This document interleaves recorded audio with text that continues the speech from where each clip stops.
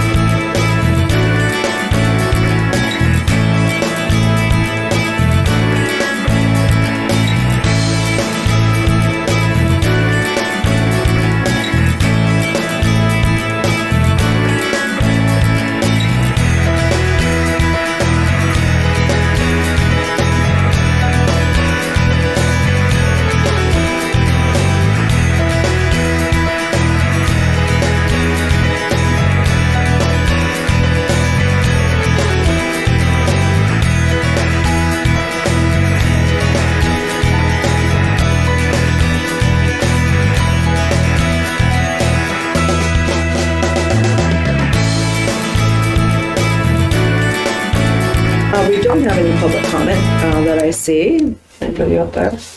No public comment. And we looked and we did not see the minutes for approval. Did we have them from last time or? I have to take it. Okay, that's fine. All right, so we'll table those. Let's table those till the next meeting. And we're going to jump right into recap. We're going to try and motor and cruise tonight. So let's recap. Greg, would that be you or would that be Caroline? I'm going to throw to Caroline and David. All right. All right, I got a lot of numbers for you.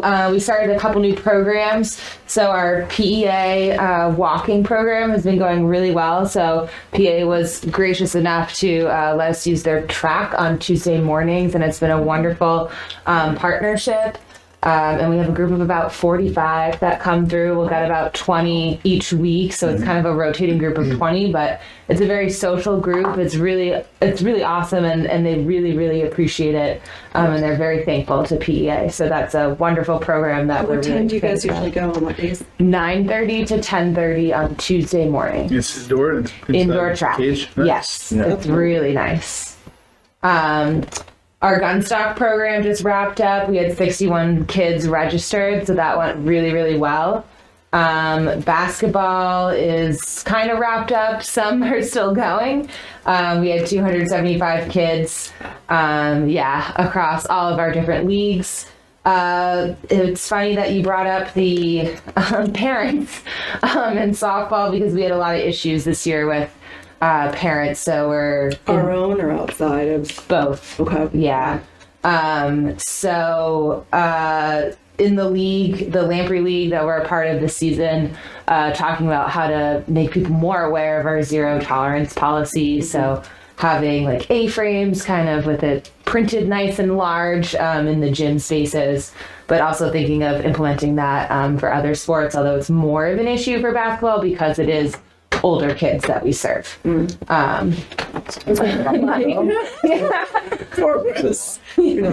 shouldn't be because the ZBA's upstairs too. Yeah.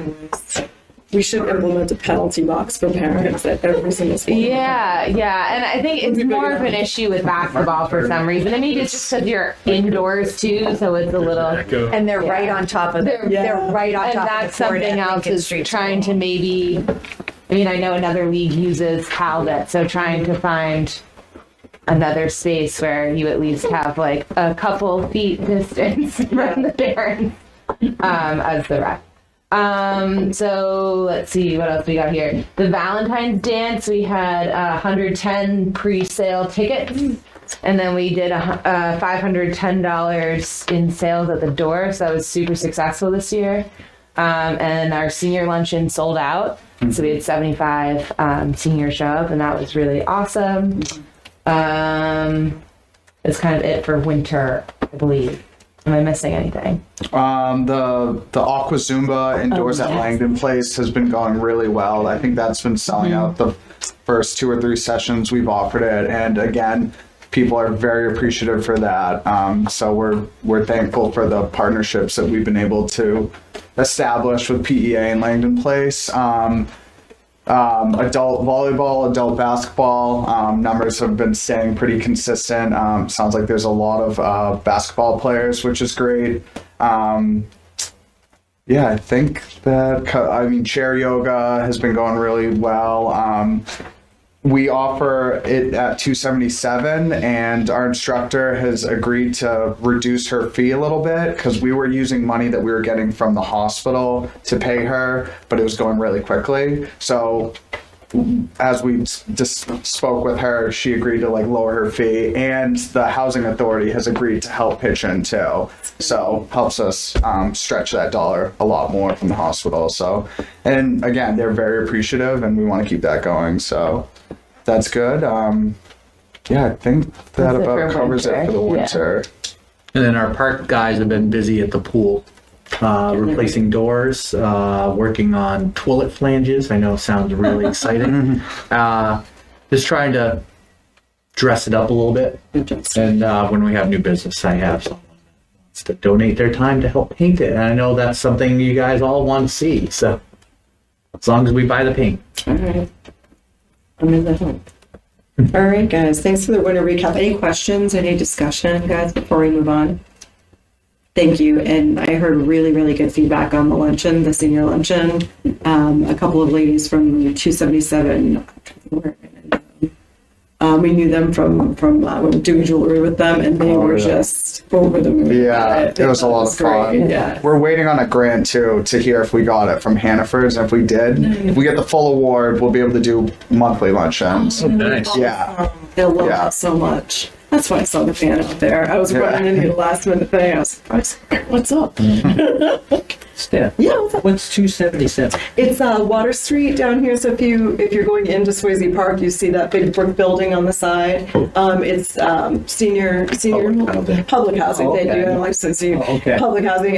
It's really, they're a great group in there, Okay. and I know Dave and Carolyn, they do a lot with that group, and they used to go down and bring jewelry down and sit with them. They are a hot ticket. But, oh my gosh, they're so much fun. Just a great group.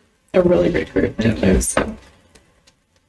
And if you maybe, I'm wondering too, from a kid standpoint too, because I was talking to somebody in town that was really wanting to see more integration of, seniors with youth, like we had talked about in the past.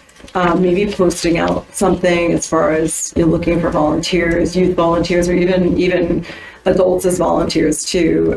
Just it's a really nice thing for kids that don't have that around them. Yeah. There are some parents that would love for their kids to have that, even though they don't have it around their families sometimes. Yeah.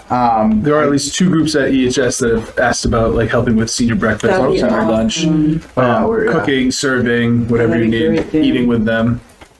Perfect. I just think it's so nice on both ends. They both get so much from it. So that'd be awesome. That'd be great. All right. All right, are we good on that, guys, before we move on? Yeah, I think so. All right, field rental usage rate. We've gotten positive feedback from all of the groups. Thank you, baseball, for actually picking up on one of the things that we did not. The refund policy. That's one thing. When we adjusted the rates to lower for locals, we never adjusted the refund policy, so it's hard to get a $25 refund from a $10 rental. Okay. So we did go, we did go to the board and got that changed. It's 50% refund. So all the paperwork is in, and now we're just awaiting for some schedules to do the proper billing, and that will be rolling. Any questions on field rentals or the usage rates, guys? Nope. All right, moving right along. Tennis court repair. We are number 1 on New England courts list. So once the temperature becomes above 36 degrees for consecutive nights in the spring, we can get that final coat on. We ran out of time because of the weather. So it should be done fairly quickly. So hopefully the groundhog was correct and we're looking good, but I'm not going to jinx ourselves. So we are number 1 on that list. Yes. Yes, sir. And in terms of, I know we talked about before, trees, fences, things of that nature. What's your thought? What's Breck's thoughts on? Well, kind of segue for playing a playground. So we got approval from the select board to take down some of those large pine trees around playing a playground. We are in the process of purchasing it. We signed a purchase and lease, but that is on the docket, and I'm waiting for a quote on the upper court fencing, which is the worst one. If in March our park improvement fund does pass, that's something we'd look to replace the upper court fencing. Not in the summer, so if it's the timeline works, we're not going to interrupt summer camp, but either spring or fall. It shouldn't only take a few days to do. That was highlighted when the town hired a facility consultant that highlighted that the fences should be replaced ASAP. The lower courts are in pretty good shape. It's the upper courts that the fabric's starting to pull away, heaving. So I think we're in good shape if we can get this to pass in March. And Bob, were you asking about the trees around the tennis courts? Not so much Yes, on I the know ground. there's- Yeah, the ones that were coming over Right. Oh, that got trimmed chestnut trees. last spring. Okay. Yeah, Okay. yeah. And also, you also mentioned camera, or cameras, perhaps, Yep. upgrading. Yeah, we got the cameras. We just don't have a town electrician, so we're gonna have to hire a contractor to put them in, or our own staff. Any other questions or discussion points on the tennis courts? All right, let's move on. Hampton Road update. In front of you, you'll see a set of draft plans. I say draft. We are behind our timeline, but we are still good to go. We're hopefully going to finalize these in the next few weeks, so we can put it out to bid. As you can see, trying to retrofit a older building into a community center is not as easy as we had planned. The lift moved around several places. There's walls that are actually going to go in here that's not on the plans, and yeah, that's. We worked with Eric Wilkins, our fire chief, Doug Eastman, our code enforcer, Melissa Roy, assistant town manager, the three of us, and I think we're maximizing the space as much as possible. There will be 3 offices located on the first floor. That will be for our office manager, which will be the reception area, Caroline's office and David's office, and I'll be on the second floor, along with a spare office for whatever we can envision down the future. There are 5 programming spaces compared to 3 that we currently have. All of them will be ADA. So we're looking forward to it. I mean, we've got a very large space that will be about really 600 square feet when we're done. So it's going to be a fairly large space up top. And then the other rooms are a fairly good size. The nice thing is we have a local resident on the facilities committee, Alan Mangan. I'd like to thank him because he works for facilities for Pennachuck Bank, which is now Newburyport Bank, and they're closing several branches. So we're getting all kinds of new, used good furniture. So we made a few runs down. We're making another run down. And as they go to close more branches, we'll be able to pick what we want. We have some armchairs, a desk, a conference table, some office chairs. Like David just got an upgraded office chair. Unbelievable. And these banks, we're just gonna throw it away. So Well done. Yep. God, thank you very much, Alan. Can I ask a question? If, after the town is done with taking out the furniture, if there's any left, I'm wondering if the YMCA, would they be able to look into that if there's because I noticed at the Y, the couch is just so worn. Oh, is that not? they don't really have couches. It's more like office. It's more office chairs. Okay. Like think of what you would do in a bank. Like they have those armchairs that these have funky fabric on them, so we'll deal with it. But It'd be fun. It's a wreck building. but it's, I mean, if we had the opportunity to, they have brand new cubicles that are just.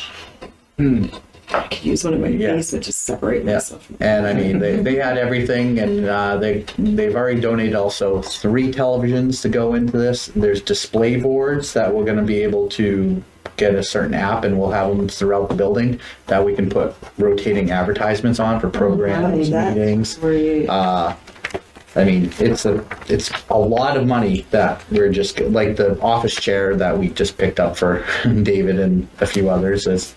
They're $350 on WebMD. I think what WebMD? No, not WebMD. WB Mason. Sorry. So I mean, helping out the environment. yeah, right? yeah. If they're gonna throw it away, that's Yeah. gonna suck. Yeah, and that's his goal is to make sure it's not put in landfills. Yeah, and it really helps to add the sustainable mission that we want with this building as much as we can. So, well, great job, awesome. Thank you, Alan, so much if you're watching. Or And hopefully next meeting we'll have a full update and be forming and asking a few of you to join our committee to interview construction companies that will be bidding on this. Excellent. So When is the foreseeable move-in or finish date if the bidding comes through? probably end of summer, early fall. Oh, now. okay. Yeah. Is most of the, what, last time, ADA, is that kind of been completed No, internally, or the electrical? And none of it. None of that? It's still, yeah. Yep. Okay. What percentage would you say these design plans are at? I think they're 85, 90. Yeah, Yeah. I mean, we're pretty happy with them. Yeah. Yeah, I was just curious Yeah. how long you felt your plans were at. Yeah. I think it's very close. Yeah.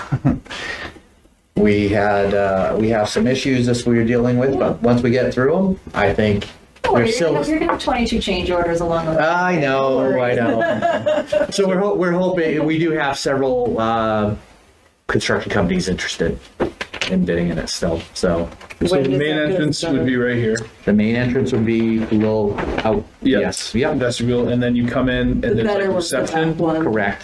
And Yeah. if you This is put a. Better than the back one here. This one kind of knocks it a little bit Yeah. better. That. Oh, I see. Yeah, lobby. I was doing the same thing. So is there? I mean, is there an opportunity for like on this first floor between two multi-rooms to have this be like a wall that could open, so that could be one big room? We thought about that, Dan. For And- this retaining wall? No, that's no. The load bearing wall is the one right down the center of it. Yes and no. We just haven't factored that in. We could look into it, but I think that would also mean that we would have to patch a 5-foot strip that's now that wall, because all of this has been refloored already. Oh, okay. That's true. I mean, one of the things we could do as well is do a an accordion wall type of. Yeah, that's what I'm of saying. thing. Yeah, but you Really, still would that have way to- you have the option. Patch where the wall was. Well, that's true. Those The accordion accordion walls are a part. lot more expensive. Yeah, the large ones. Yeah. So now, are we? I saw where they are going to remove the floor for the lift. Mm-hmm. Are they in the process of kind of talking about getting that done now, or is that going to be in phase? I know we had talked No. about phase 2. Oh my No, phase that 1 we got. it'll be all constructed at the same time. Perfect. That's awesome. Yeah. So the lift is in lieu of an elevator. Correct. Yeah. How many people will that hold? Like with a wheelchair or somebody in a. Wheelchair and someone else. Okay, so chair to sit. Yep. That's just okay. Yep. So make sure to sit says. What other questions do we have, guys? This looks really good. So far. And the lift meets the ADA requirements. Yes. Yep. We only required to have one lift, Greg, or is the No, front only one lift. there? Okay. Yep. We need two means of egress. That's why on the back side you'll see there's a new egress tower that will be a stairwell out to the new deck and ramp, and then the old farmhouse stairs will be retrofitted into a egress stair as well. So there's our two means of egress. So is that gonna come from here in and then from here in? It looks like, or no, just back here. Yeah. Okay. And I know. This is a sidebar about JSA. JSA is a company who's really dedicated to making sure everything that they work on is really accessible. Their own employees and they have people who are using wheelchairs themselves just as part of their existence. And then one of their executives literally volunteers her time to make sure events and activities around Seacoast are all ADA accessible. So like as far as the company who's looking at plans and making sure things are accessible, they're not just like what's the bare minimum. They're a company who's looks at these really holistically. Did we also ask for a grant or something? Wasn't doing? No. We were applying for a grant. This is being paid for by a grant. Okay. Yeah.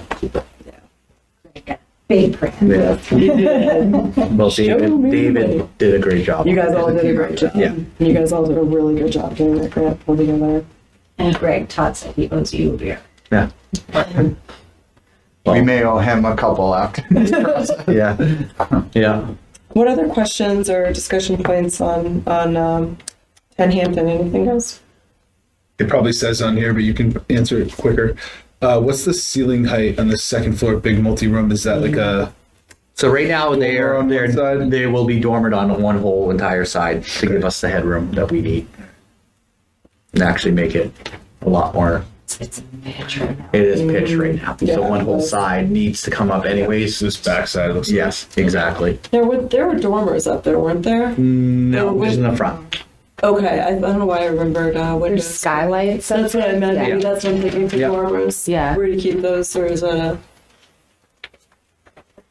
Was there a lead issue? Was that taken care of? Because I know there was at one point. No, it has been identified, but we haven't even started demo yet. Okay. Yeah. All right. Is it just construction cost, or is there any landscaping or grading that is done in the exterior or needs to be done?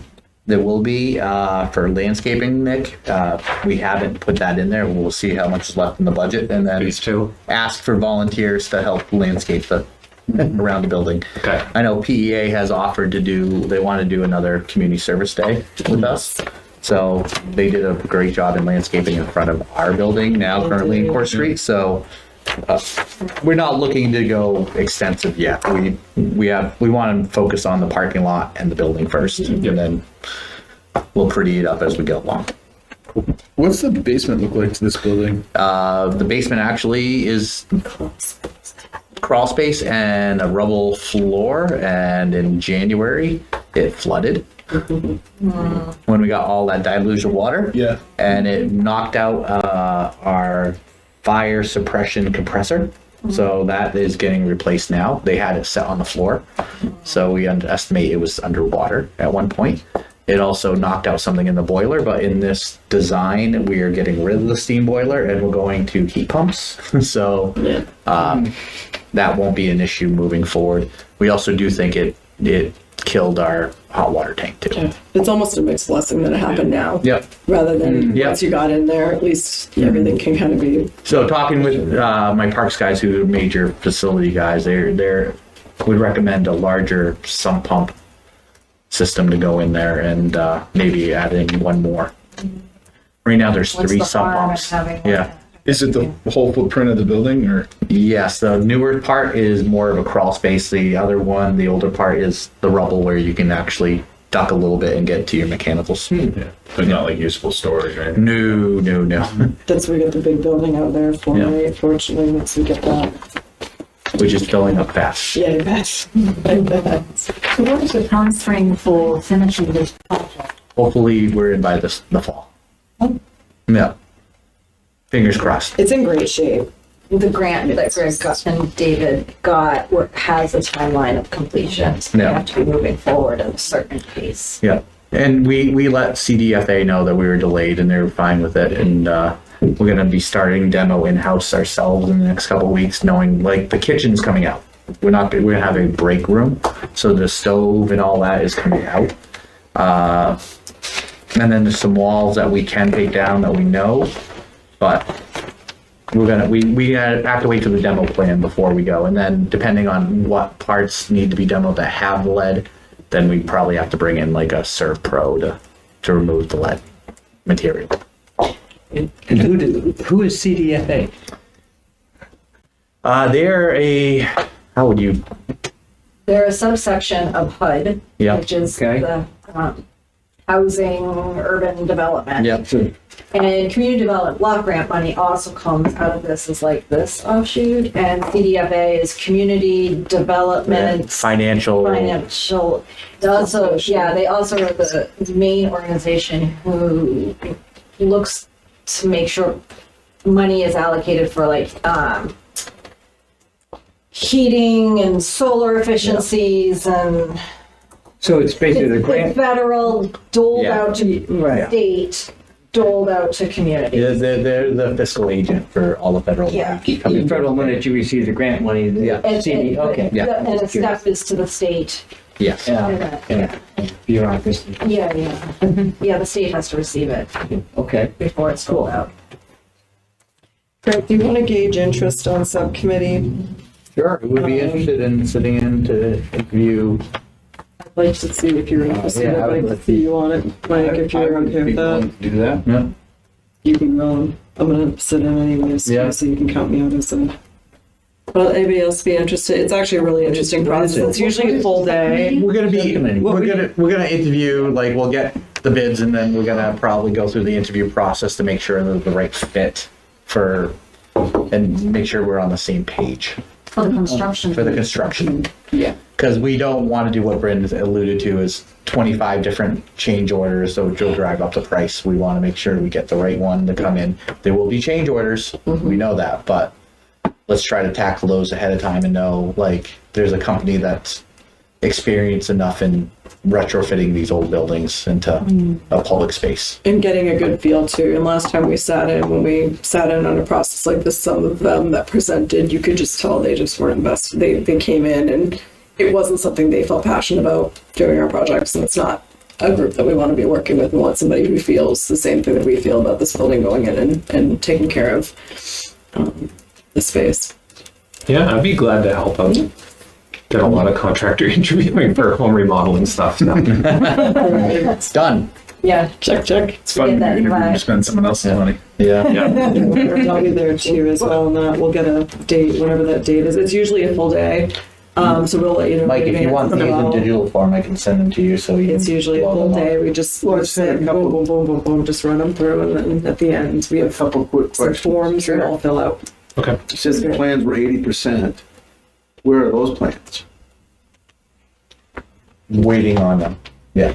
And that's why we do this. Yeah, I'm sure we have a bigger packet. Oh, yeah. We not in hand yet. When is that coming? When's that expected? In a couple weeks, hopefully. Okay. And then the only other comment on this and the self-performed demo, which I'm all for. In my experience,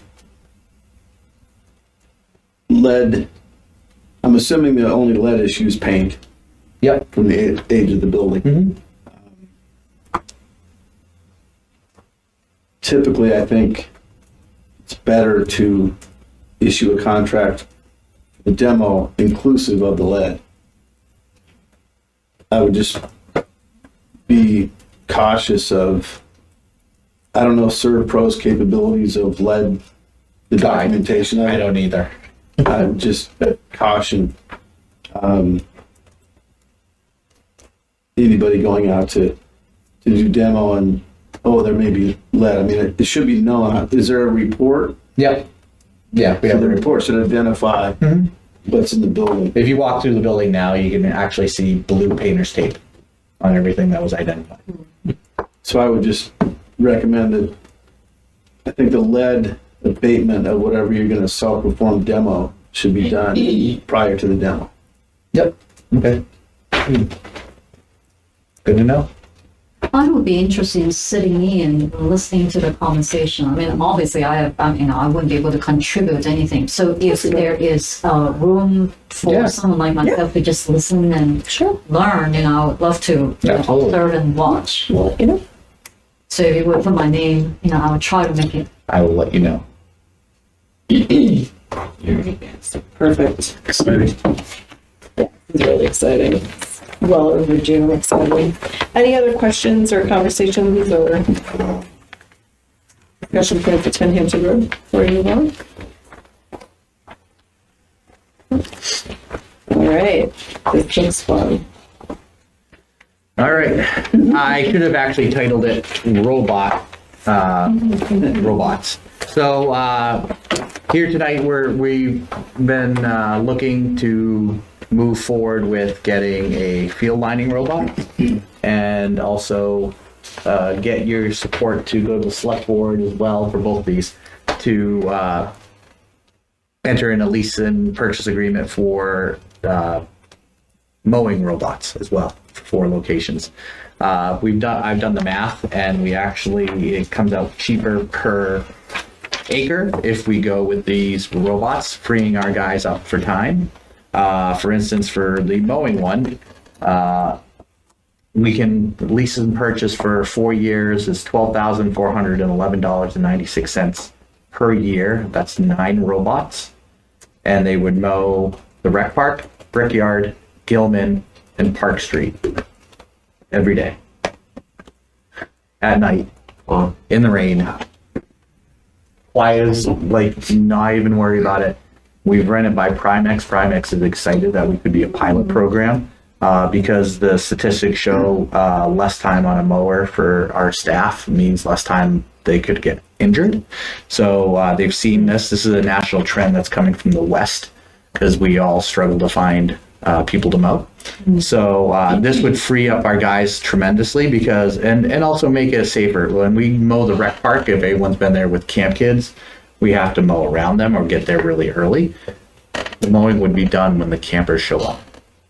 Same with Brickyard and Gilman. Before anyone worries about the security of these, so all the robots have cameras. So if you go up to it and you try to tamper with it, it takes a picture of you. It also has a GPS, so if you do wrangle it into your car, an alarm will start going off that only you, the user owner, can disable. So keep blaring and the police would be able to follow GPS anywhere. I say this because in Michigan State last year, if you read the article or heard the news, they busted someone that was stealing athletic maintenance equipment from Michigan State because he stole one of their robots. And the police followed them to his house. And when they got the warrant, he opened his garage and he had all kinds of Michigan State property. $8 million worth of stuff. Yeah. Yeah. Yeah, it was insane. Over a $5,000 robot. So question. Sure. Is the 12,000, is that the lease or is that to purchase? That's a lease per year to purchase. It's a 4-year lease purchase. Okay. This would come out of our rec revolving fund. When I approached the budget season last year, I asked for $32,000 in contracted services for mowing. It was a agreement between the leadership team and us to take the 1 year out of the rec revolving fund. And I mean, it's a cost savings. For instance, Gilman Park, Park Street I'll use. So when we ever had a contractor mow it, is $125 per mow per week. So you do that over 29 weeks, that adds up quite a bit. Where this is, it's something what's included in the blades. I mean, we have a spare one that we'd be purchasing in case one went down. They housed in like a little like. We would build little dog houses for them. So during the day, they would go back into their little dog house and rest there until we tell them to go out. It's like a lithium-ion battery, like Correct. And it's like a robot. charging dock. Yep. Yep. They're very big. For instance, in Sweden, there's 35,000 robots in Sweden. How long does Just- the battery last on the? A typical charge can get about 1.25 acres. Before it needs charge, it takes about 30 minutes to charge, and then it'll go back out and finish its job. How does it Which is all. get in and out of like fields, Yeah. fences, and things like that? I'm thinking like Gilman because you got the green space and the little. Yeah, it is. It's all GPS. So, So you gotta leave a gate open. yeah, or what we would do is build a little entryway to get into the t-ball field. Yeah. So it just drive in and do its mowing and then pull right back out. That's awesome. You can do maintenance pathways. I mean, they have bigger ones, but even the Husqvarna rep said the big one's not ready for prime time. So they're like, you're best to invest in these, which have been around for 20 years. And they're Husqvarna, all of this? All of this is Husqvarna. So this technology has been around for 20 some years. Yes. So in terms of the total cost of ownership, does the number you quote, does that include any insurance? Do we need to acquire insurance for the? No, it would all fall underneath the insurance of the town runs already, Primex. Yep. Okay, I'm not familiar with that, but it's Yeah. insurance is taken Yeah. care of. Does Primex also do the initial setup and maintenance, or is that up to the town? Yeah. That's up to the town. Okay. Yeah. But we've gotten 3 quotes already, and Seacoast Power Equipment in Northampton has the cheapest quote to do it. What is the? That's $12,411.96. So it's set up and. Yeah, set up and maintenance and And you had 32,000 budgeted? yeah, I had 32,000 budgeted. So they would still have to go to those locations to do occasional stuff like weed trimming. It doesn't do weed trimming. It doesn't do like at the rec park. It's only going to be doing the playing surface. So we still have some ancillary mowing to do around the tennis courts, the pool area. We need around the fences. Correct. Yep. And same with Gilman, Park Street, and Park Street's easier because there's no fences, and we'll be able to mow right up to there, and Brickyard. So is set maintenance and everything, that would leave us like 6,000 left for edging, weed whacking, like all of those areas. Well, that's built into our guys would do it in-house. Right, that's built into the contract and into the 32,000 or so. That's already part of the rec budget. It's already built into our budget, okay. Yep. All right. But personally, I'm all for this. I can't wait to see them. I know. Is there a link we can go to? Yeah, if we originally in last month I was gonna put it up on the big screen. Why don't we bring it for the next one and we'll hook up either in Yeah. here or upstairs. Yeah. Or email us a link. Yeah, I can email you out That'd the be link great. and you can watch it. And golf courses are starting to do it now because when's the best time to go out and mow golf courses is at night when no one's on the course, so they can go out there. And I mean, the technology is so advanced now. It will stop when you walk in front of it and say, please move aside, mowing in progress. And so, I mean, but doing it at night, we're reducing the risk of having people walk through. We did demo one last fall for about 6 weeks. And I mean, the soccer association said that was the best quality of field they have. And there's other benefits to it, like it's micro fractions of grass it's clipping. So that's just feeding fertilizer into your turf.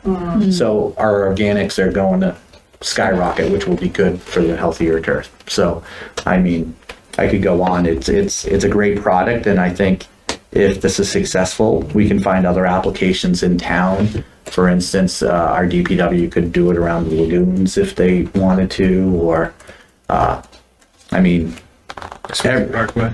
Swayze Parkway, talking to that'd be perfect application where you have it and they'd go off and come back. But it was a pretty impressive display of watching it. And so, like, with the houses around Park Street, like, there's no worry about noise or anything. They're that quiet. You can literally stand next to it and not even know it's running. That's Wow. No gasoline, so No it's gasoline. really quiet. It's not zero emissions because obviously there's plastics that went in to build it. So I can't say it's zero emissions, but it will cut down on our fuel consumption tremendously as well. And as board members, we would have access to use these. That's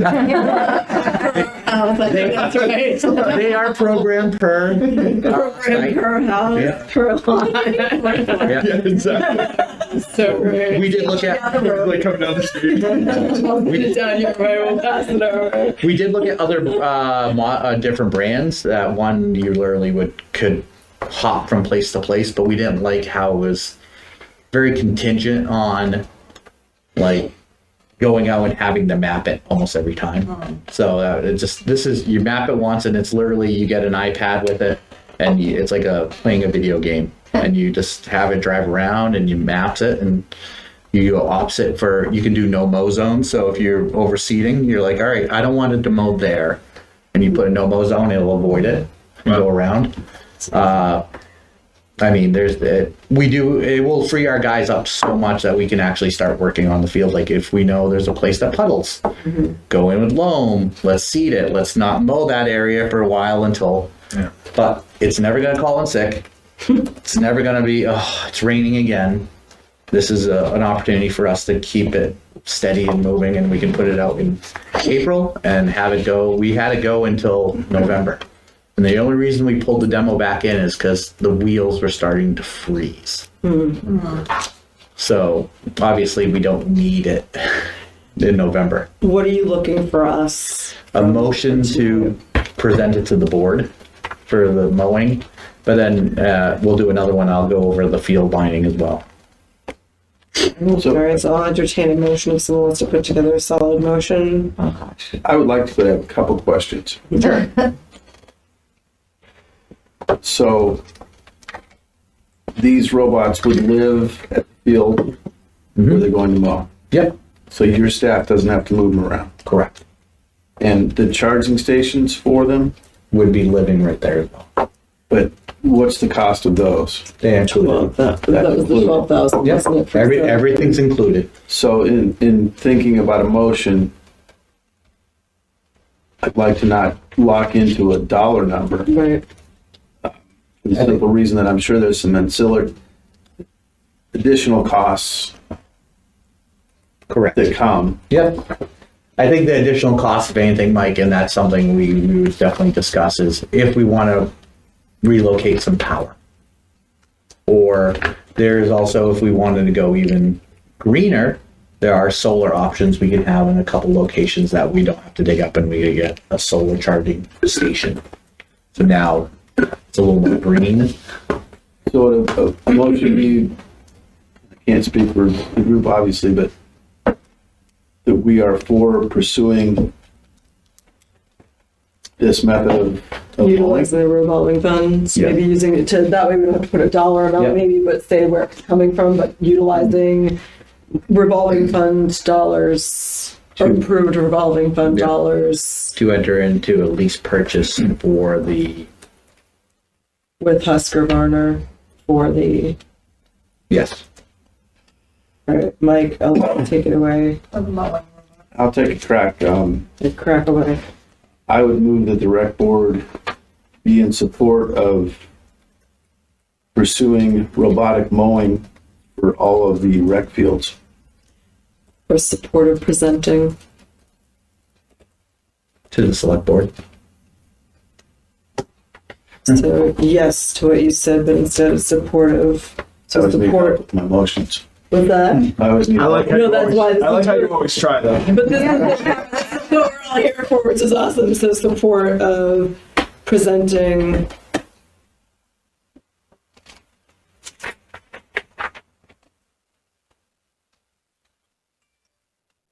That the rec advisory board be in support of presenting the select board expenditures to move to robotic mowing at all rec fields. Utilizing the revolving funds. Yep. Sorry, Molly here. Support of presenting select board.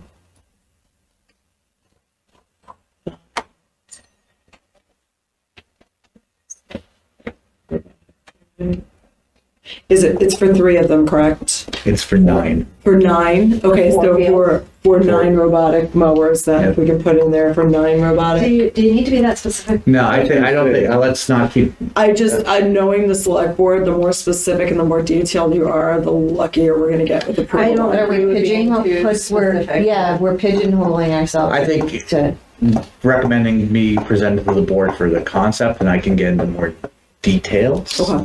with the board. Like, all right, this is what it is, this is what exactly is per acre. Okay. Yeah. I'm just going by historically, Yeah. historical presentation. Oh, they're gonna want, and yeah, I'm definitely gonna show the videos. Yeah, they're gonna want numbers though. Yeah, oh yeah. Lots of numbers. And spreadsheets. Yeah, we're We know saying that. we're in favor of Greg presenting the proposal of having the mowing robots, robotic mowers? Robotic mowers. Robotic mowers to the select board. To mow the rec fields. Utilizing revolving funds. Yeah. Yeah. Not just to, Yeah. All right.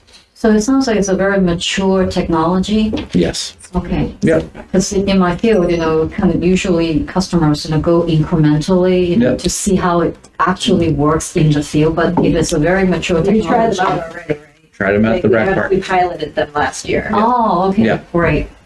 Joanna, could you read that back to us? No, Joanna. Cohered in the end. I'm sure. Let's hear The more. rec board has been supported presenting to the select board to move to robotic mowers for all of the rec fields using the revolving funds.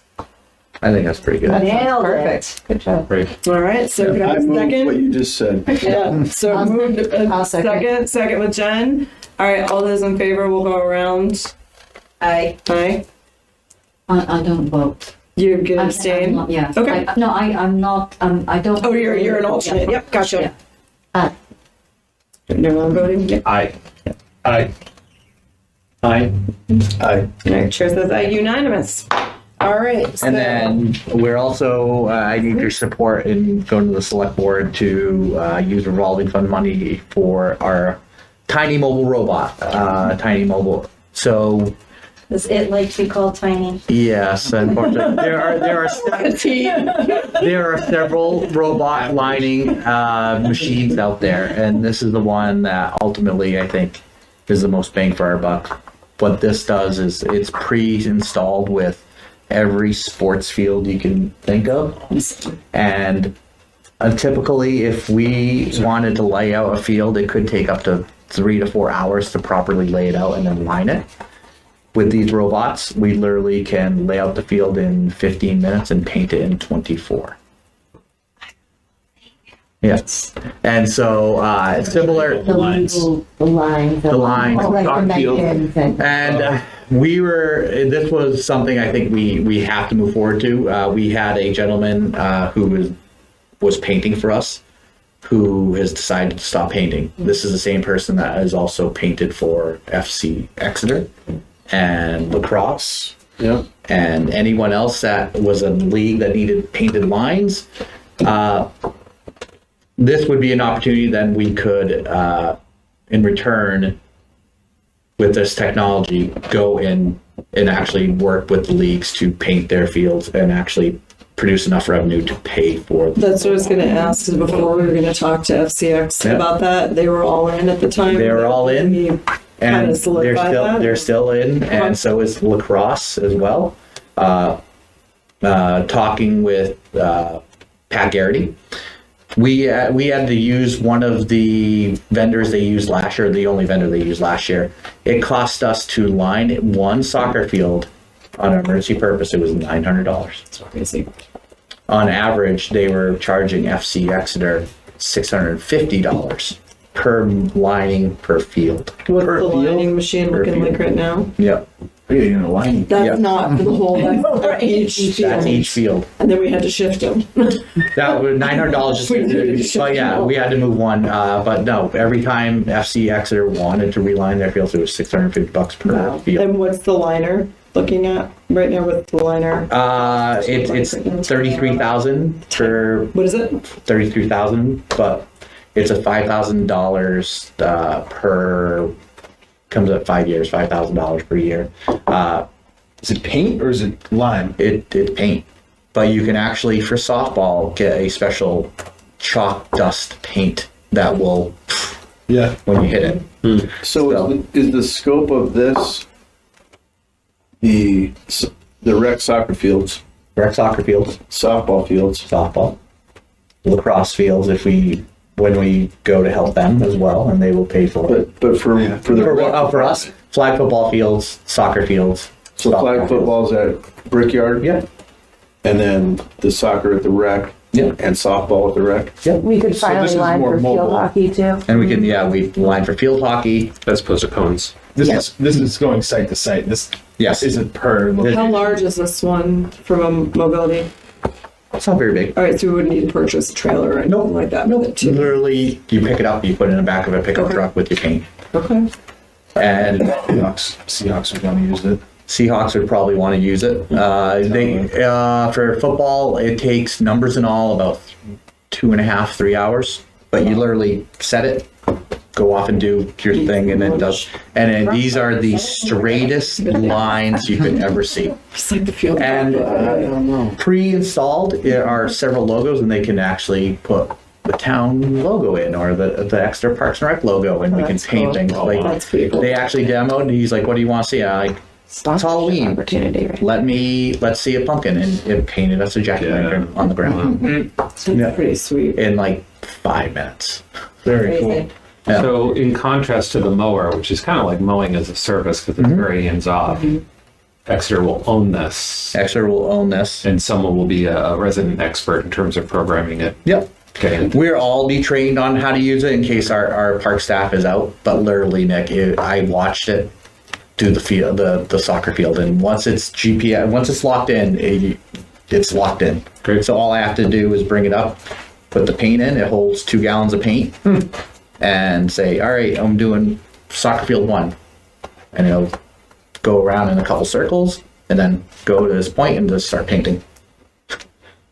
I mean, it is so cool to watch. And this will also free up our guys' time because now we hadn't been painting, but now we can those times when we're weed whacking the rec park and we need to, here you go, it's painting the field, let's go weed whack. Yeah. And then they come back and they do it and they just clean it and they move on to the next. Wow, so do they now have robots for painting houses? Soon enough. I would imagine our the robot as something that's experts designing them. What was the rough expenditure on the gentleman who, I know who he is.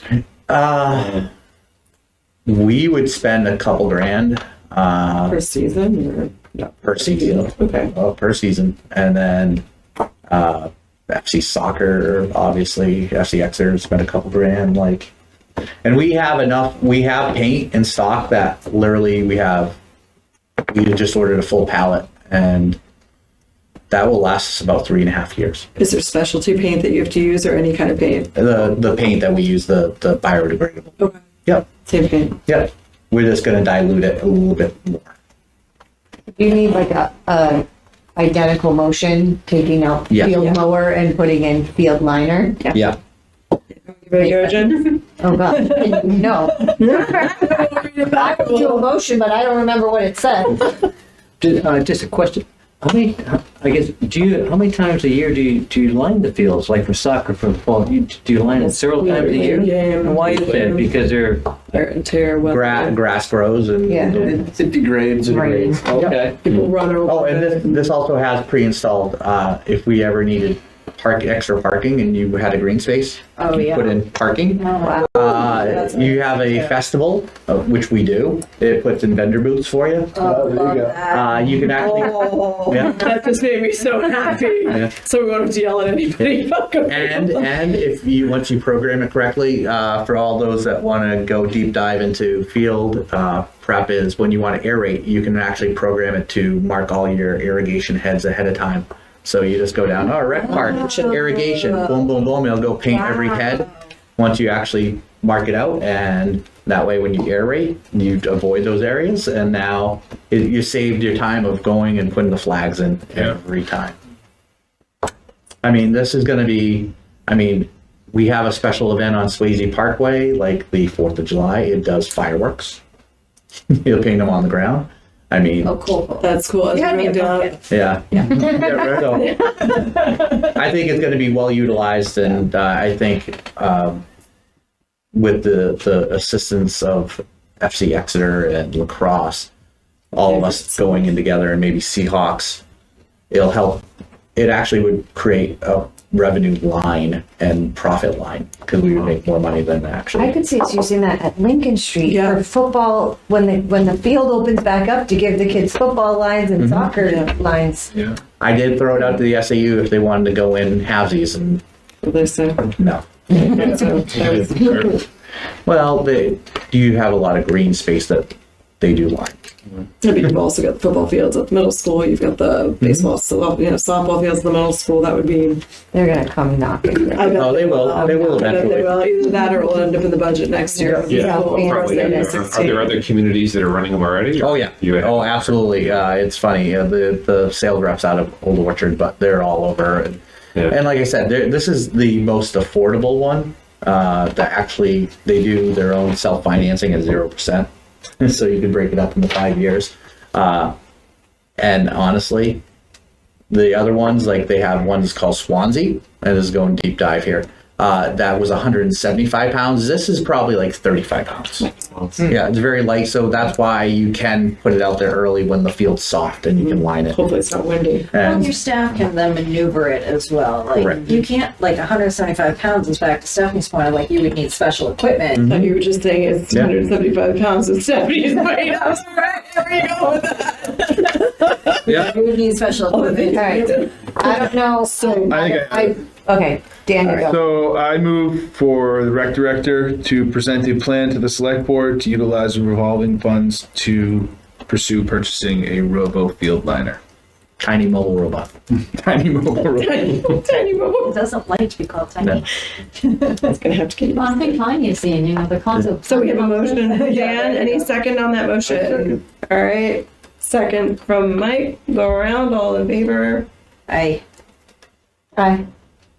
Aye. Aye. Aye. Chair says aye. Unanimous on that as well.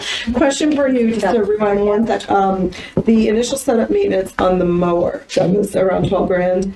Is that an additional 12 grand to the lease and purchase agreement, correct? It's not. That's 12 grand per year. Setup is included in that. So they'll come in and set up all the stations and teach our guys how to do all the little technology. So when you say 12 grand, I'm just trying to differentiate so it was the 12, 11, 46 per year for the next 4 years. And we own the robots outright. And then that's that. Yeah. No more than that. So we're not looking at 26. No. We're looking at, okay, wow, okay. Thank you. Let's just say my parks foreman was so impressed with it. He owns a large parcel right on Kingston Road in Kingston, and he's going to look to trade in a zero-turn mower. And that way he can get up in the morning and look out. It's like, oh, my field's mowed. Yeah, that's pretty awesome. And I want to buy one now. Yeah, I was actually, you got to stop talking because I'm going to be going home and get myself in trouble. Hey, you go. So instead of car sharing, we made that, it's coming, right? A lawnmower sharing. Danielle, if it wasn't locked into the purse site, I would say that would be an awesome opportunity for this town to come up with something like that. But unfortunately, it's literally you lock it in by GPS. Security reasons. Yeah, and that way, if you pick it up and bring it home, we're gonna follow it. There's Roombas out there already for tile floors. It's got to be coming for. Oh, I'm sure. It's got to be. Just to free up the limited staff. Yeah, I do agree with you, Ray. miscellaneous stuff that don't get done. Yep. All right. Is the liner also Husker Barner? No, Liner is literally Tiny Mobile Robots the name of it. That's the name of it? Yeah. And I wish I had brought the toy. Caroline and I were at a conference in January, and I was talking to the sales rep, and he's like, "Here's a couple toys for you," and they're little plushies. It's like a drug ref. They're very cute. Here's your stuffy. All right, some of these will be real quick. So let's move it on, guys. The 23 Water Street donation. For anyone that's followed, 23 Water Street was donated by Elliot Berkowitz and Nancy Phillips. The select board accepted it in December. But that's really it so far. I just want to keep people aware they got a donation, and everyone that doesn't know, it's that fence on Water Street, so that will become a park eventually. Nico's lost his office here and it's right between Cornerstone. Yep. Maybe you'll see it on the way back. Can't wait. Oh, Yes. the missing tooth. The missing tooth. Okay. All right, Planet Great Playground, LWCF. All right, Plan Playground. I gave a update to the select board. I'll give the same update real quick to you.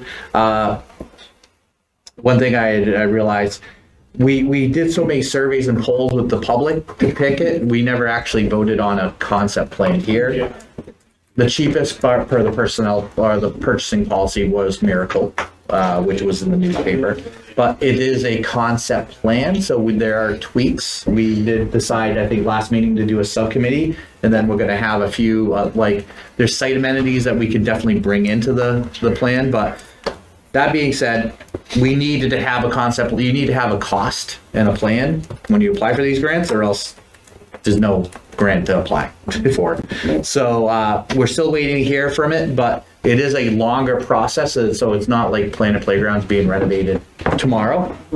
It's going to be, we wouldn't even get funds until the fall at the earliest, because it needs to go from, once we get accepted by the state, it goes to the National Park Service, and from there, they rubber stamp everything to make sure the state had everything, and then it comes back from the National Park Service and goes to the governor and the executive council to vote and to release the funds. So we are going to be throwing it out there and getting publicity out for the committee, the subcommittee, and so we're going to start adding that to our workload.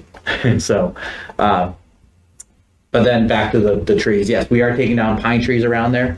We did have a large branch fall near feet from a family sitting at a picnic table. So we had Curtis Tree come out and take a look at us. Will Curtis is a resident. He said all 4 trees are in bad shape. The full 3 bull pines have grown with multiple big trunks. So there's animal signs of wear and tear. There's insect signs and rot. And he goes, it's better to take them down. And the ash tree, has the emerald or emerald ash borer in it, and that actually gets hollowed out from the inside out, so you can see the little holes, but until it's too late. that is, talking to the tree companies, that is one of the worst trees that causes the most accidents because people don't realize it's rotted until it's too late. It's heavy. Yeah.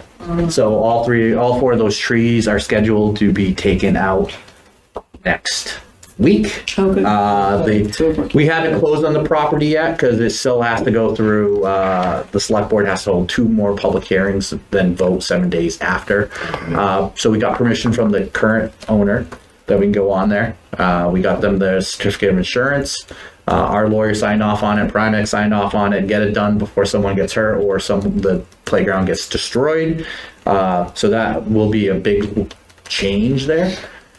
And yeah, that's about it. So I know Steph, Mike, and Bryn said they'd be interested in a subcommittee for playing a playground. I know we have a couple outside individuals that are interested too that have been locals for a while. Remind me, LWCF. Land Water Conservation Fund. Yes. Yeah.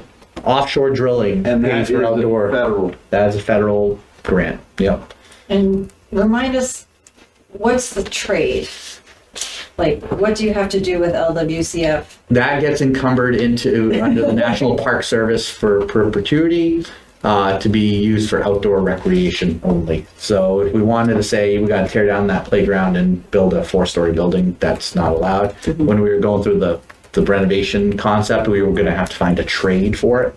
This falls right in line. Got it. Yep. So we don't have to do land swap. No. Okay. The only thing we will have to do eventually, if it's accepted, is do another boundary survey.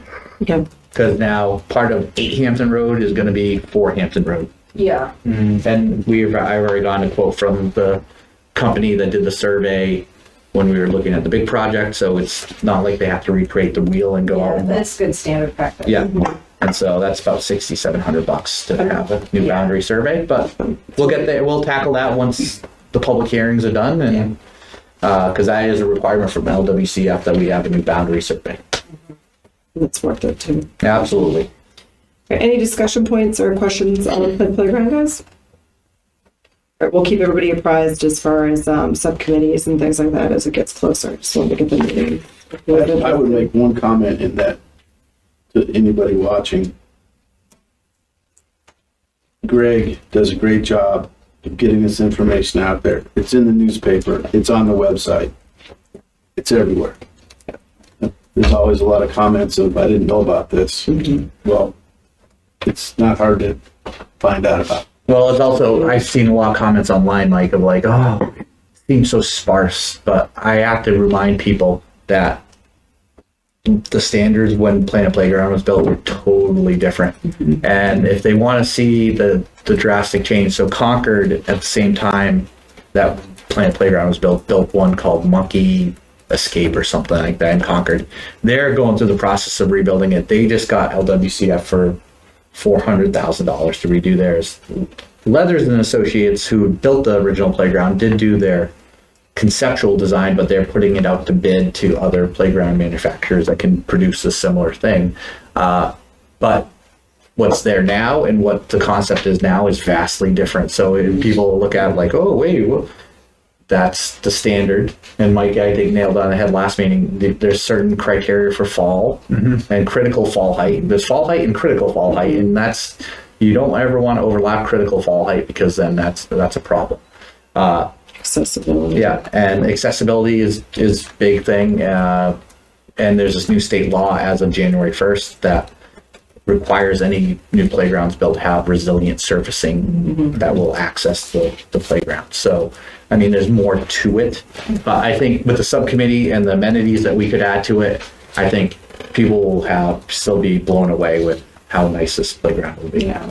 And it's just so much more expensive to build a playground than people realize. Because of the flooring, because of the accessibility, because of all of the, all of these elements have to be, they're anchored. I mean, it's just it's construction. I don't think people always, they're like, oh, you just put in a dinosaur. And the town just went through a thing with the Department of Labor, and that's something we've discussed. Like, community builds are not like, I know playgrounds, but I'm not a playground builder. And nor do I want to hire a plumber to do surgery on my knee. Yeah. And the existing Planet Playground was built by a bunch of dedicated people in a different time. Yeah. Yeah. Where the rules that exist now didn't exist. And insurance coverage was different and liability and all of that. So it's a great effort to replace it. And I really like the fact that there's still going to be a rocket of some type. All right, guys, any more questions or conversation around Planet Playgrounds before we Great move on? job for getting that property. Yep, thank you. That was a Year real and a headache. half, 2 years. So worth process. it. So worth it. Streaming radio ad. Yeah, so we've been waiting to present this to you all since I think October, November. So it's exciting. It's finally here. What this is you all have a quote too in front of you. It says CMC Neptune at the top. What it is it's a radio service for us.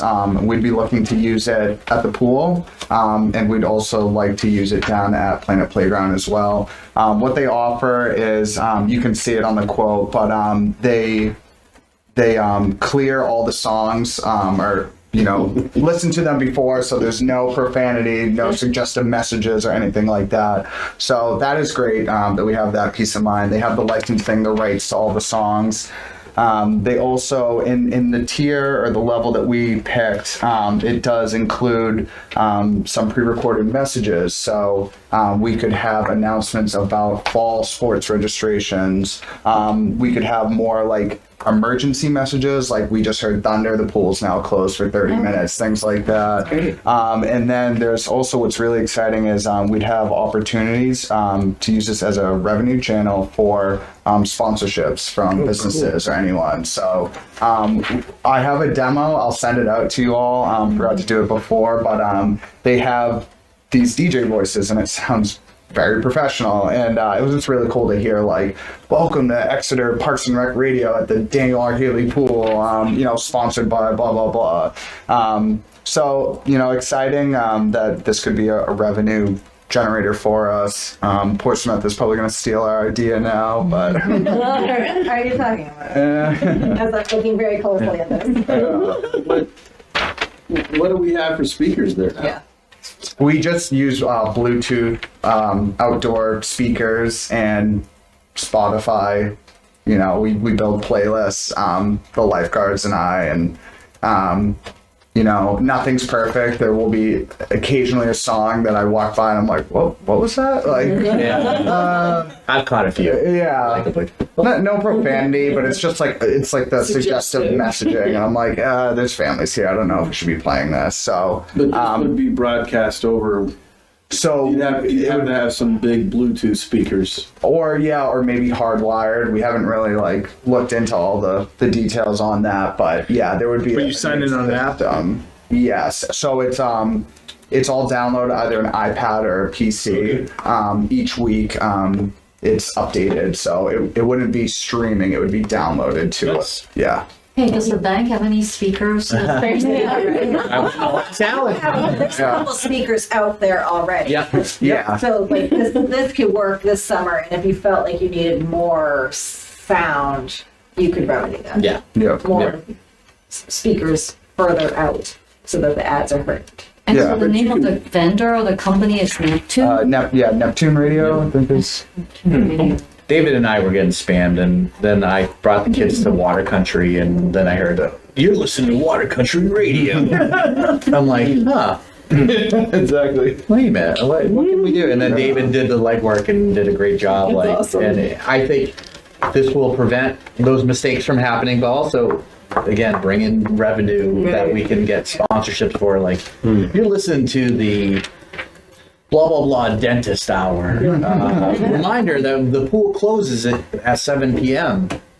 And your licensing is already part of this, and so you're not going to have to. Or do you play music elsewhere that you're going to have to pay the licensing fee anyway? Your music license fee. Or your movie license fee. It's very minimal that we pay. $200, right? Yeah. You said this is updated weekly, so if we get sponsorship from businesses downtown, if they're running a sale or something like Yep. that, weekly or Yep. promo or something, they can Right. get that. That's really Or we have a new announcement that we want to make. Like a perfect example is if we had this technology when we needed the site, like this reminder, the sewer siphon vote is April, Right. August, blah, blah, blah. Right, or public meetings. Those things. Yeah. I love that. Yeah. Do you, could it be something that you add on to like the current sponsorship structure? Like when you're sponsoring Exeter Rec, then it's like and add on the Neptune That's a good thing, or idea would you at the sell it bottom of it. separately? Like- We'd probably sell it separately. Because some of the ones that are bigger sponsors, I don't know if they would throw, because maybe. I'm thinking like family restaurants in town. Yeah. Anything like, if you're sitting at the pool and it's like, oh man, I do want to go to front row. Right. You know?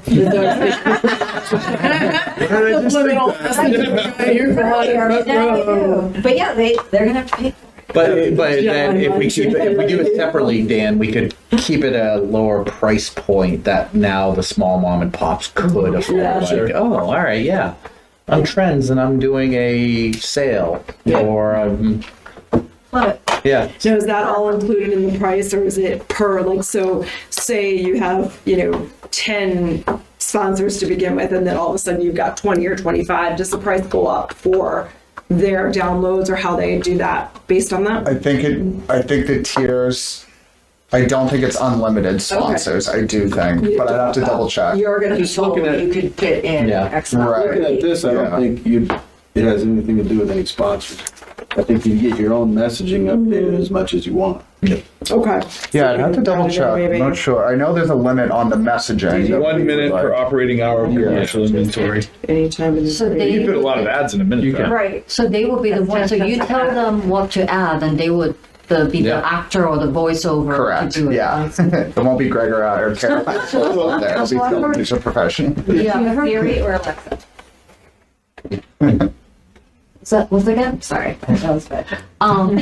So somebody mentioned you applying this technology at the pool, at the playground, and so is the number here per site, or like how does that work? Because if it's per site, then if we wanted to use it at the pool and also at the playground, that would be times 2. Like how? Well, Danielle, we can kind of get away with that because it's literally the playground. Yeah, right that's there. like a Slice table. Yeah, yeah. Yes. Yeah. It would be like wire. With a local. No, so But it's a good question. I mean, yeah, so I'm not advocating doing this at the pool or the playground for that matter. I just wanted to understand what is the number? Is the quantity per site?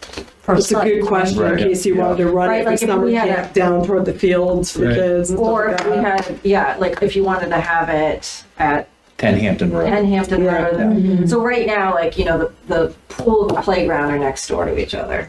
Oh, okay.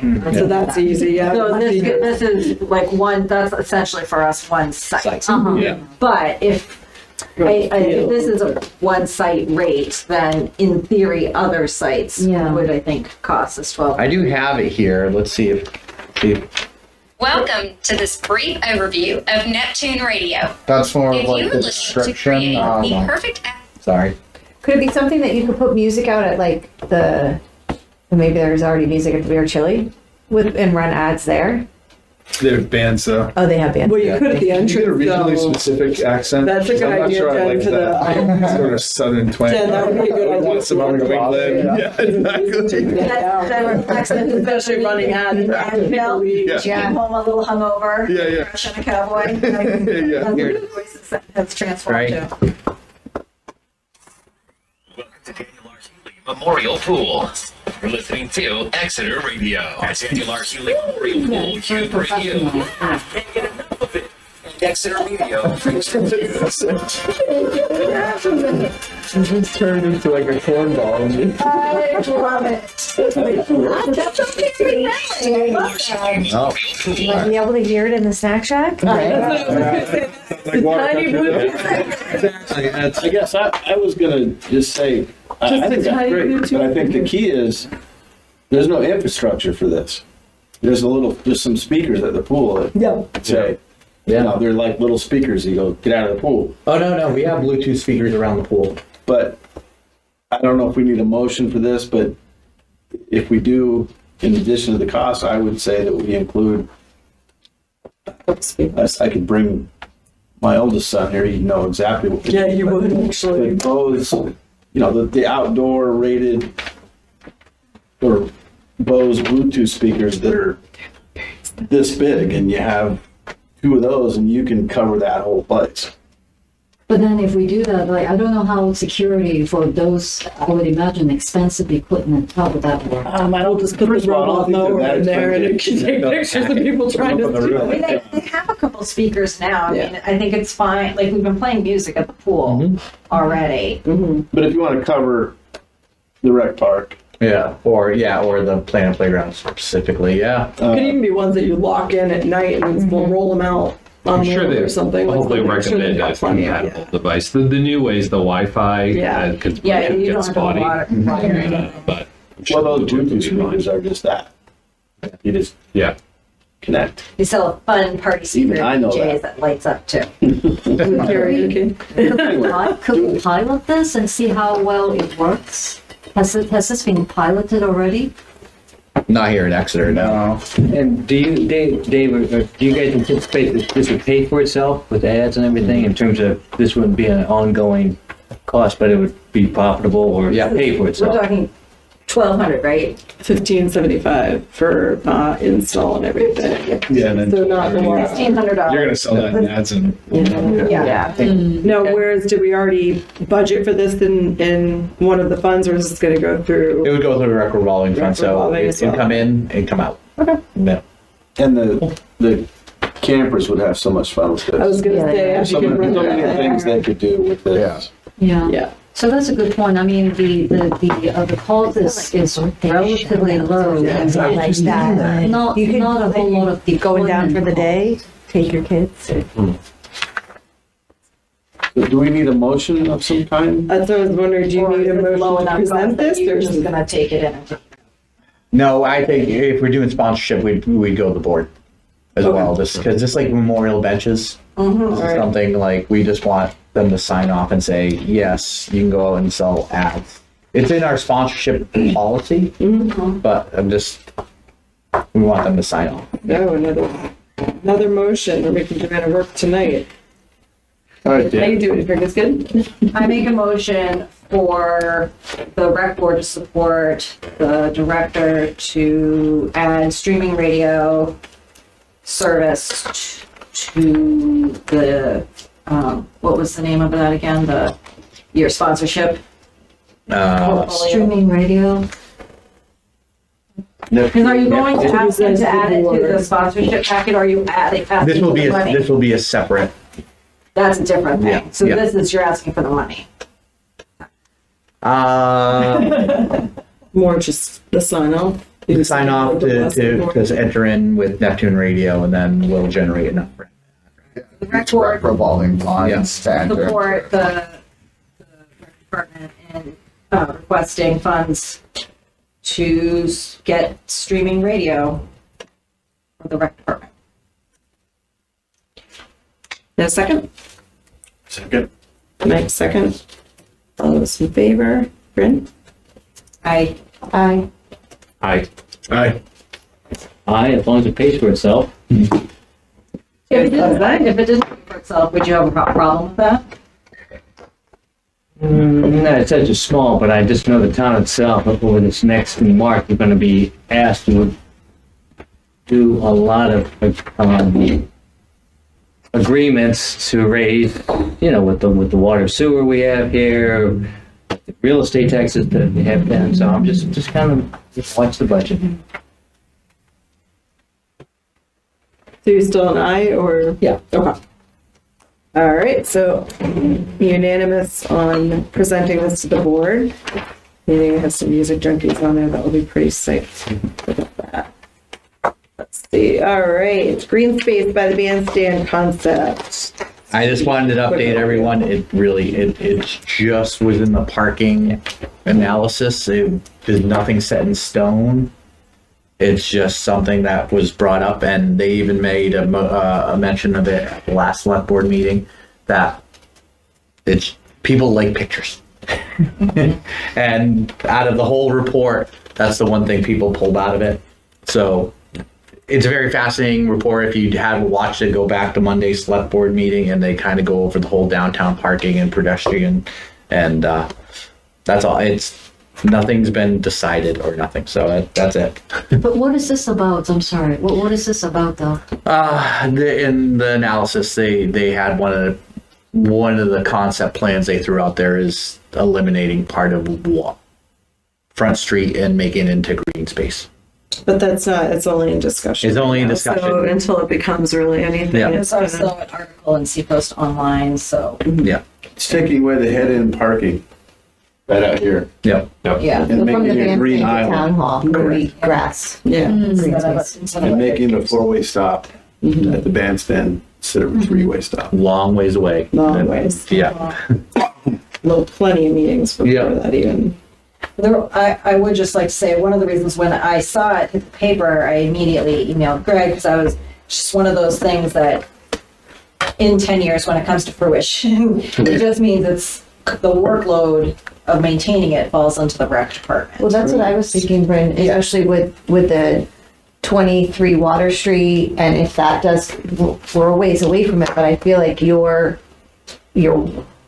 space that you have to maintain is getting larger and larger and more complex. And I just Robots would somewhat, but I mean, that will help a little bit, but I just feel like at some point we need to look at making this staff larger than 3 full timers, and and the maintenance. Yeah, we've lifted some from the maintenance with the robots, but there's other park But maintenance. there's still oversight of that, right? So it's not, I mean, while it might take away man hours of sitting on a mower, it doesn't take away the hours of maintaining and supervising and planning for that.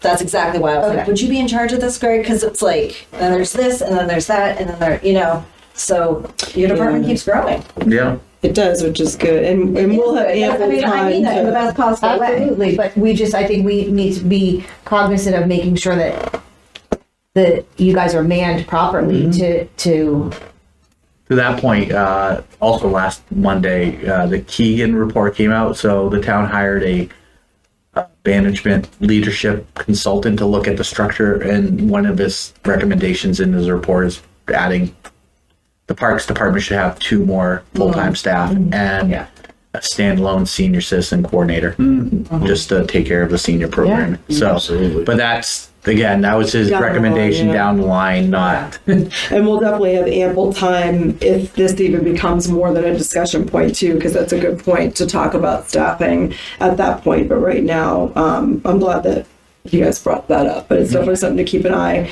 for the future. That's going to be a while. Coordinator. Yeah, it's going to be a while.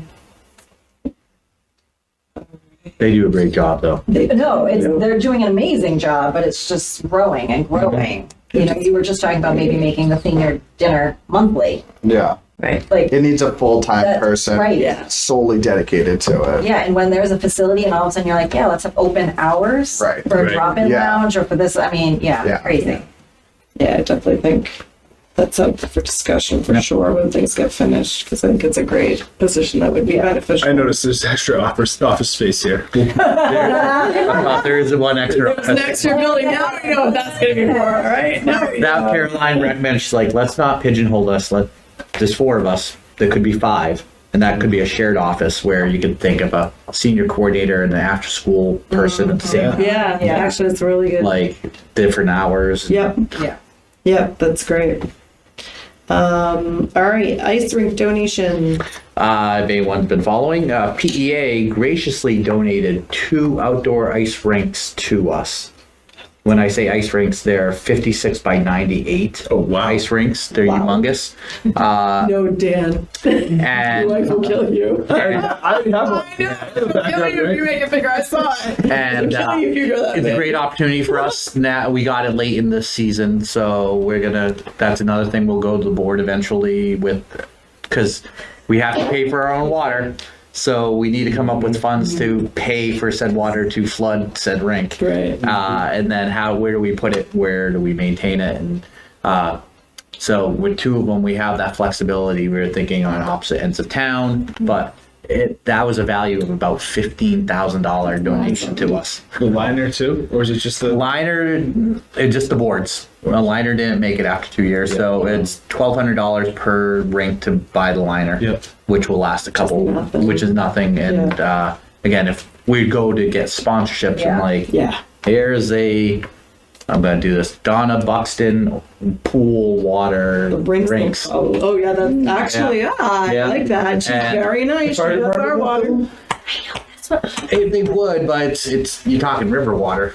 Is that if it freezes, it freezes. But yeah, I don't see why not. I would have to talk with the fire chief. If you could do the first 3/4 of it with that water, and then you're maintaining it with superior water on the top, your like base. Yeah, food for thought. So I bet you could find some water companies to sponsor that and have it be, especially local ones. Yep. So it's down the line. We're going to be discussing this for a while because we have while the next winter, but it'll be quickly upon us. So it's nice. We picked it up. It's all at our shop now. Awesome. I mean, it's pristine. It's 2 years old. They used it for 2 winters because of COVID, and then now they're done. So these will have been used as ice rinks. Yep. Okay. And the participation or the use was steady and enough.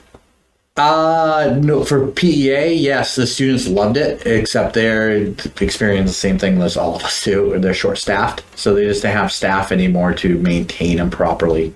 And Mother Nature's not kind to ice rinks. No. Yeah, they're a lot of work. Yeah. I'm wondering even if it's like stayed on PEA's lawn, because it's in the center of town, that would be nice too. We can bring that up. I'm just thinking like, because that's a nice walkable location. Yeah. And easy parking. People have brought up Park Street Common like in the past. Yeah. That's another I was one. thinking of Park Street. And the rec park. You're thinking. Problem is the parking. Yeah. The Gilman too, it's like something about the sun over there. Do you get sun at Gilman? You don't want You don't want sun. But you want it like not gray. Dang. Yeah, you want it. Yeah, if there's no I used to manage an outdoor rink in Boston. So if there's not like glycol underneath cooling it, which we won't have, you definitely don't want any kind of sun. You want something that's going to be shaded 90% of the time. No. Yeah, because it's also not like would be too thick enough. Like you only have like 3 or 4 inches of ice on there, so it melts relatively quickly if you have like warm. I'm thinking the sun would be good just to keep it smooth. Yeah. Do you know what I mean? Like the melting, but maybe it's too much melting. In David's previous job, he did create his own pull behind Zamboni at Brentwood. And that's something, we could definitely look into recreating. Cool. So I would be curious to learn how much it would cost to maintain these ice rinks. To Bob's point, to the comment you just threw out, great to get the donation, but how much would it be on the town to maintain it? Labor and the cost, that's one. Second is, it would be, I don't know, if we have received 2, are there any alternatives to repurposing one of the rings? I don't know, I'm just throwing it out there. So I think we should think about and compare and contrast. Sure. There's also some great like revenue opportunities there because you could sell advertisements on the ring. Dasher boards. Does it come with boards? Yeah, it comes with boards. Yeah, so. Well, no, it just comes with the little. But they sell like for the liner, you can get special like printed liners so that the ads show through the ice. Use the painter underneath. Yeah, right. What about behind 10 Hampton Road? Where lots of sun. Oh, okay. Yeah. Park Street Commons would be really good. We thought about that one because we could have utilized the well at the rec park. Or a strange, I don't know if it's big enough or if it would even work, taking the picnic tables out of the gazebo and putting it under the gazebo with the dimensions. Too small. Too small. The dimensions are too small for that. Yeah. So I know it's a while off, but is your general inclination just to have it open to the public, or would there be programs or simply open to the public? But there, if we could program it, then I'll go to my ice skating expert. We could, but we also have a big competitor, the rinks, that I signed my kids up for skate lessons. Without a 5-year-old did not like it. It's, you're looking at like you use it 10 times in your psych. Yep. Yeah. Okay. Yep. Cool. Good to know. All right. Spring, summer, right from winter to spring and summer.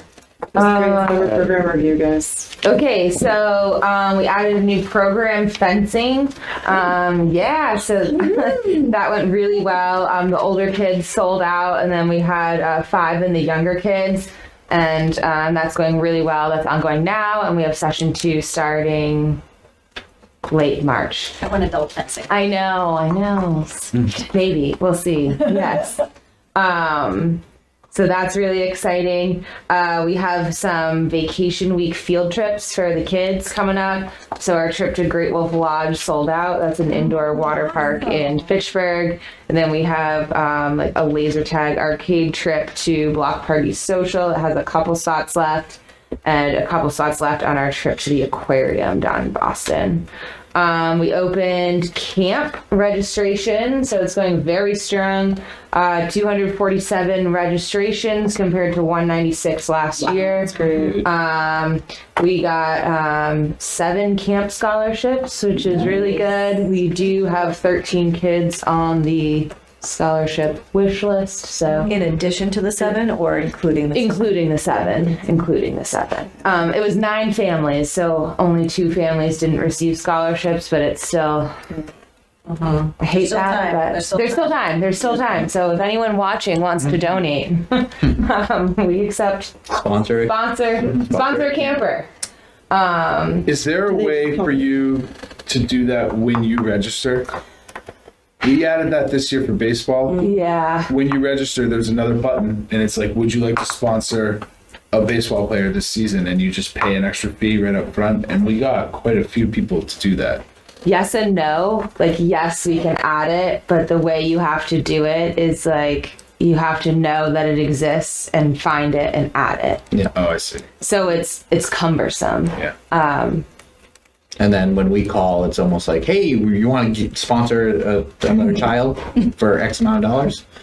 So yeah, as it is, we have almost 50 on the payment. Is there a way that you guys can put together or develop some sort of a link with the Parks and Rec logo that we can filter that out on social media? Because it's kind of one of those things where I do it and then we ask our friends to share, and then we may get people sponsoring that aren't even in the town or in the state for that. Can you guys get that to us so we can get it? Yeah, I can definitely get that to you. Because Caroline already has a flyer developed. Oh, that'd be great. And I have a link ready to go. Yeah, why don't you send that out, and then if we can post that to our social media and just filter it out, then I think we'll get a lot of recipients who maybe have up there for next year. Raise awareness. Yeah, absolutely. A lot of people don't know that that's available, that we can even do that. And kudos to the Exeter PTO, Lincoln Street and Main Street, because they're sending specific kids that they deemed. That's 10 additional kids. Yeah. So there's 10 that are pretty much full. So, aside from the 13 kids, there's an additional 10 kids. Okay, that you just got that just got covered from the school. Yep. Okay, that's great. And kids that will probably benefit from it. Absolutely. Safe place to go. Do you have the breakdown of the 247 of first grade, second grade? I can get it. That's okay. Yeah, that's fine. I just wasn't sure where we These are all residents. There's no. we opened up non-resident open today. Yeah. Like that's why the 6th and 7th grade, I think it's filled. Yeah. Oh, that's great. 60 kids in 6 and 7. Wow, that's awesome. That's up big time. Very up. And I know teen camp is Sorry, what was that? I said the teen camp's going to fill up this year too. Yeah, we have 17 already registered for the full 8 weeks, and then we've got 6 in session 1 and 1 in session 2. 3, I think. In session 2. Up to 3. Yes, up to 3. You got one more coming for session 1, so I gotta get that in before she kills me. Great job, you guys. Yeah, this is the best, I think, turnout we've seen at camp in a long time. It was a real lull for a little while, and I'm just psyched. I think parents were like, you're going back this year. We have Little Adventure Camp that Caroline started. We have 3 signed up for it. So if you have... What's the age on that? 4 and 5. Nice. It's a I'll half put that day for you. program. Yeah, I'm gonna print out some posters and put them up at the library too. Smart. Trying to think like where the little kids go. And then if you have another one, another link or something you can send or something for a little adventure camp, Yes. I'll filter that up to our neighborhood and just whatever we can, we'll get Have you those. shared with like the preschools, like building blocks and Exeter Day? Appleseed down there. Because Appleseed goes down there a lot anyways, so a lot of the Would kids. they want to share if they're going to lose revenue? Yeah. Well, I wasn't thinking daycare, I was thinking like Exeter Day School Oh, okay. might not be open. They might have small summer programming, but not camp. I wasn't necessarily building blocks. I don't know if they do something over the summer. I wasn't thinking. Well, even Appleseed, a lot of kids in fill the out, summer yeah. do like 2 days a week, and then the kids 3 days a week don't have something to do over the half day. It might be a good opportunity for them to have another avenue on top of that as well. That's great. Awesome job, guys. Really good job. And we opened spring sports registration this week or last Monday, and they're off to a great start. So we've got 12 for lacrosse already. T-ball's up to 47 so far. We've got 51 for soccer, 5 for field hockey, and 38 for track and field. And that's only been open for a week, so registration rolls right through April. So that's great for this early. For your summer camp sign up, was it all online? Did people come in person?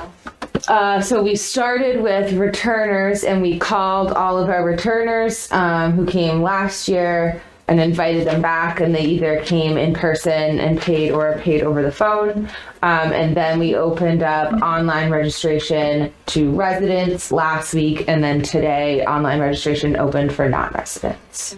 But people can still come in person or pay over the phone. The day we opened up online registration for residents only, we had 75,000 in revenue. Yeah, that's awesome.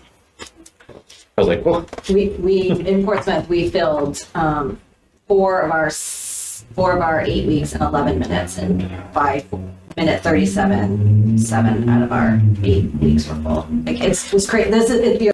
You're right. It's back. Like camp is back. Yeah. Because that wasn't what happened in past years. Yeah. I was going to ask you, Greg, so all these programs are self-funded, basically? Yep. Yes, yeah. Okay. All our programs are pretty much self-funded. So the town really puts up the infrastructure, the buildings. Right. And they cover our salaries and on that, like summer camp counselors, pool, lifeguards are all paid out of our revolving fund, which comes in from revenue from camp. So that happened several years back when we developed a rec revolving fund. That's why we do a lot of sponsorships. All right, guys. Anything else on spring and summer camp program reviews? I don't think so. No. All right, on to seasonal hiring. They're hiring. So What are you hiring for? Camp counselors. Lifeguards. Do you guys have a lifeguard training coming up? We don't have one scheduled. We usually do it like the last week of May. Do you hire anybody for like helping cutting the grass or just working with you guys in terms of? No, we have robots for that. we have interns. We have an intern right now, Brooke Folden. He's been working really good. Like anything we ask him to do. He developed a brand new sponsorship packet for us. Nice. So you'll see it's all colored with pictures. It's pretty. He's helping develop some seasonal program guides. He's doing a lot of marketing. He's going to help with the band concerts, soliciting sponsorships. I mean, Going to help a lot with spring sports too. He's really interested in youth sports, and he designed our skills challenge for our 3rd and 4th grade boys league. That went really well. So he did all of that. and then we'll have hopefully 2 interns this summer when we need them. What's the age for the counselors? 15. Well, we can't. CITs we can hire at 14 for Little Adventure Camp. Counselors, it's 18 or just graduated high school. So CIT would be 14 to 18. Yeah. What can 16-year-olds do? They can be a CIT. You just need a high school diploma to be a camp counselor. Yeah. So based off of what you've seen for previous years, what tends to be the impediment for hiring at that age range, 18 plus more so for lifeguards and counselors? It's more like the responsibility level, is that we just like the kids to have a little bit more life experience and responsibility, because especially with our older kids, our ratios are 1 to 10. So you could be responsible for 10 kids on a field trip to water country. So we don't really want to put a 14-year-old, 15-year-old in that situation. So, and parents, I think, feel more comfortable sending their kids to our camp and paying for camp when they have adults supervising them. But I'm also a big believer in youth development and helping create a good workforce. So we do have a pretty robust CIT program. And so we will, this is, I think, the first year that we're going to start hiring at 14, 15. So kids just finishing their freshman year of high school. And we'll start with Little Adventure Camp and maybe grades 1 and 2. We like that age difference as well, because when you're overseeing like someone in 7th grade who's 12 and you're only 3 years older than them, it just, the power dynamic isn't quite there. Sometimes the lines get blurred. And so that can be hard. So we try to keep like the younger CITs with our younger campers, just because they as younger, Better. A lot goes into all these planning and considerations that just, you don't see that until you join a group like this and listen to the discussions. And the lifeguards are 16 and up. They're Red Cross 15 is the minimum. So, we definitely interview them. Swim team experience is a huge bonus. Lifeguard managers, though, they do need to be 18 because they're around chemicals and they're in the pump room and stuff like that. How are we doing on managers? Managers were good. Doctor. Yeah. But lifeguards, we could definitely use some more. If they have any experience working with children, like, because teaching swim lessons is a part of their duties, so that's definitely a bonus too if they have that experience. This is helpful. I think at least maybe the board can help out in the next couple months in terms of word of mouth or just spreading the word in addition to your efforts. For sure. And Dan, can we, do you know if there's any like boards? Yeah, we have put up all on the flyers. Awesome. Yep, they're all nice. Stick them up at the. Dan, do they do a summer job fair? Yes, college and career fair. Oh, okay. And we got in touch about that, right? That's April, isn't it? Yeah. It was a little late. Yeah, it's a little late. Hiring season. I wonder if next year, moving forward next year, if they would let them set up a booth like outside the lunchroom or something for kids coming in and out of lunch during on a specific day. Yeah, we did after school a couple days last year. It's just hard, Yeah. You can't really do it during lunch. There were rules and regulations around that. Yeah. And then when we did it right after school, it's like, we're trying to get kids, in between them and the end of their day. They're not really stopping to chat. We're going to target a bunch of swim teams in the Seacoast too. That's a good idea. And send them like, hey, they're hiring here. Yeah. All right. Other than those, do we have any other updates on seasonal hiring? I will also just say, and everyone at the rec table knows this, but there's a national shortage on lifeguards. This is not an Exeter issue. This is a national issue on a lifeguard shortage. I will throw this out there. A national trend now is the older lifeguards. Oh, so I got you. Yeah. We have so many gray-haired lifeguards. Oh, seniors. Seniors. Yeah. So if someone's a strong swimmer that wants to, it's the way to be. So dependable. Yep. So great. Early shifts, late shifts. Reliable. They don't care. How are we doing at the snack shack? You guys play staffed? Yeah, we have a lot of returners. That's good. Yeah. Good. Okay. Yep. Jen doesn't let anyone out. One of the ones I don't want. Just kidding. All right, guys. New business. I know we had one. Wanted to check with everybody on availability to potentially shift our Tuesday meeting days to either Wednesday or Thursday because of a few conflicts among some members. So I wanted to put out if there was a day that worked better for folks, either a Wednesday or Thursday instead of a Tuesday. We originally had to keep it Tuesday because of Molly, but Molly no longer has that conflict on Tuesdays, and some others have come up. I was going to ask about the cadence, if it's usually the third week of the month, or if It's usually the repeats. fourth. It's usually the Fourth fourth, of but we every- moved it because in anticipation of next week's vacation. I know you're going away. Yeah. Yeah, we didn't want to do that.